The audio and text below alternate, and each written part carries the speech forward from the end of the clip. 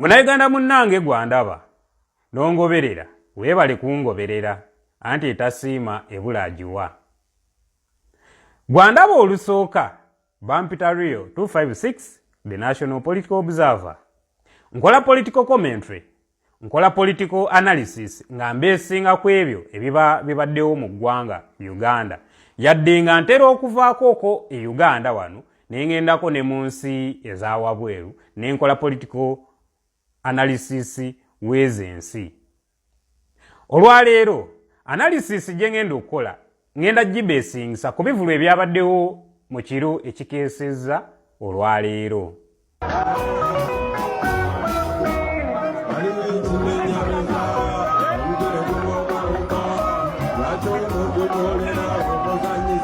Ekivulu ekyo kyabadde London mu UK. Eya headlines ekivulu ekyo His Excellency Robert Kyagulanyi Ssentamu n'omukunja atasera ne mukwano gwabwe Nubyaniri. Mu kuperforminga nga bw'okimanyi nti His Excellency Robert Kyagulanyi Ssentamu wano wasinga okuyisiza obubaka bwe, era bw'atyo obubaka bwe yasazeewo n'abuyisa ne butuuka gye yabadde abwagala. Obusooka bwagenze eri mukulu Mathias Mpuuga. Sooka omuwulire.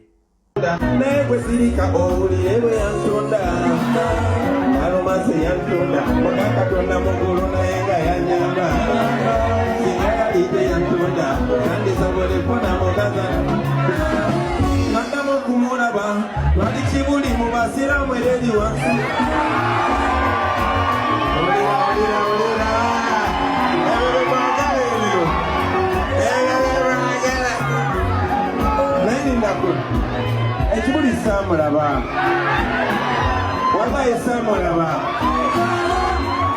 basindika kapapula ntenako tekatuuka nendako oya zijukide nandamu okumulaba mwekereziya nga n'amasuuti gakubadda n'ebitiibwa byabula mwana wanyamu nga n'amaaso gakaladda asembayo musanga umazalibwa kali ag'omutanda waffe yekatiza asembedde atudde nawano sebo olwona akalidde omuntu olwandaba kumwenya konze nange wano musu n'obugambo emusomera musajja kigulu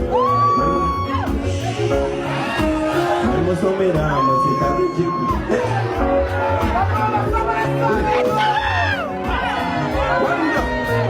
Nanamo kumulaba mwekereziya Nanamo kumulaba mwekereziya nga n'amasuuti gagubadda n'ebitiibwa byabula mwana wa nnyabo nga n'amaaso gakalada yenasembayo omusanga ku mazaalibwa gali ag'omutanda waffe yekaziza asembedde atudde nawano sebo olwona yakalidde olubonda bakumwenya kumbe nange wano omusu n'obugambo okusomera mu kisajja kikulu kuva ku byanita n'okusiba ba edi emubulira tekyobe bali babiri nekalangala mmanyi nti kali katego nemugamba watutunda fenna naye dontiwali kasitali amaanyi g'abantu. Obubaka bw'obulala era yabusindise eri oyo gwasinga okuvuganya oyo buli omu gwagamba nti yali badde akola ki atulekamu amali basude mumanyi that's that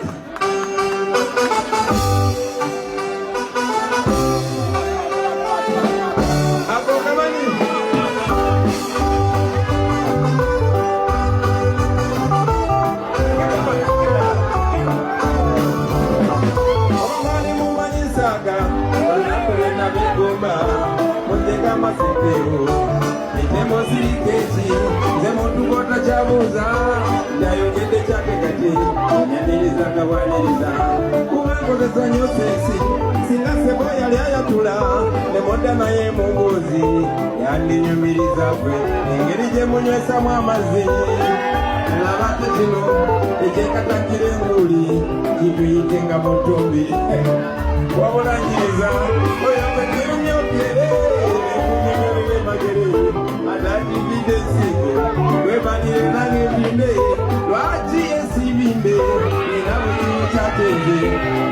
Martin no Martin airo kukomba kupasi mwete munonyeze byana banono wapende mubabeke toandika bintu ebyo munonyeze byana nzebyane manda bisuka ebyana nebinonyanze muneke babyali bano.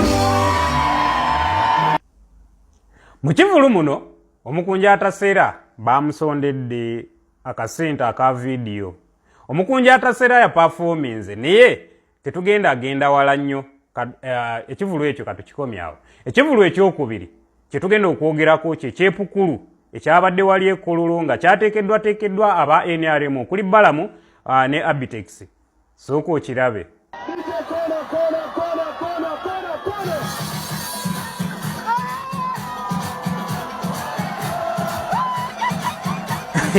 Mu kivulu muno mwabaddemu omuyimbi omu eyeegulira omuze gw'okusojja His Excellency Robert Kyagulanyi Ssentamu yadde nga bukyanga abitandika tafunanga kuddibwamu.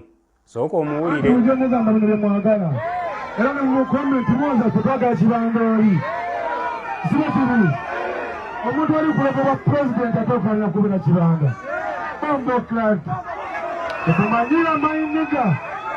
Eno size ya nyine omuntu wabera yewulire kibuli. Kakati ombuuza ebyobufuzi bijjiramu wa kubanga ogambye oli political analyst. Yes, ebivulu bino byonna byabadde byetooloolera ku byabufuzi. Waliwo n'ekirala kyesikuwadde naye kankiteeke wano ogira okiraba. Mickey Wine bamuyise Luweeri eyo akuperforminga naye bwe yatuuse n'agaana okuyimba nga tebamusasudde balansi we ne bafunamu altercation. Era n'agaana okuyimba kubanga tebamuwadde balansi. Bwe batyo babadde bagenda lwanira ku stage naye olw'okuba buli muyimbi abeerako n'abamukuuma bali abaana ne babakwata ne babajjawo. Kaakati Alien Skin yeegulira omuze ogw'okusojja Bobi Wine ne NUP. Yasooka n'agenda n'alumba ekitebe gy'oli abalamu wano.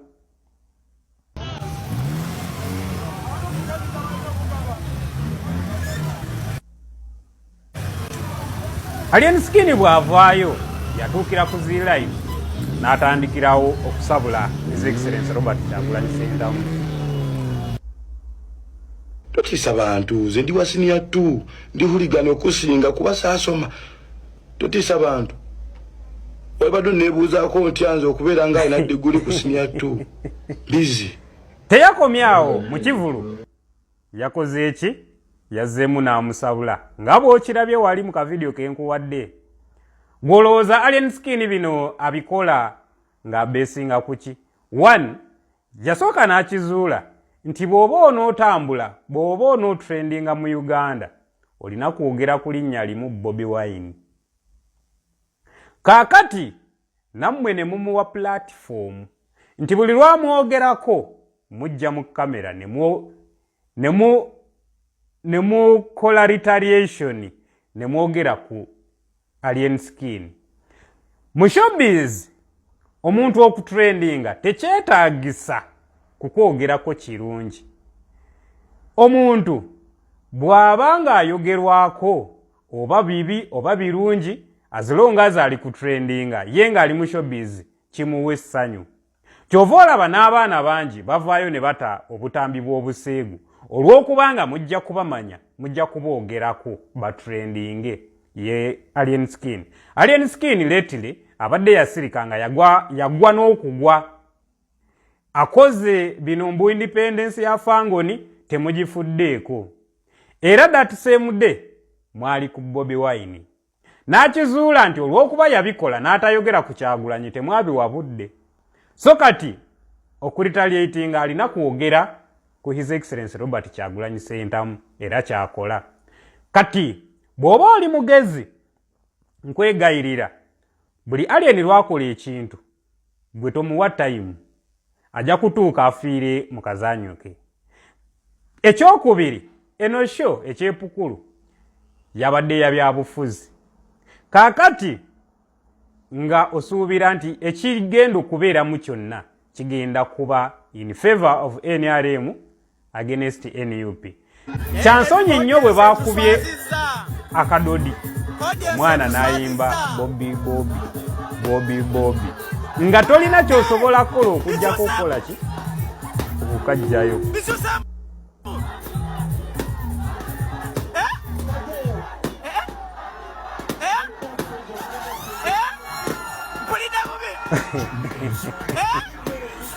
Ekirala mu byobufuzi buno obuzannyo bujja kubeerawo, bajja kufuna headlining eno agenda alumba ekitebe.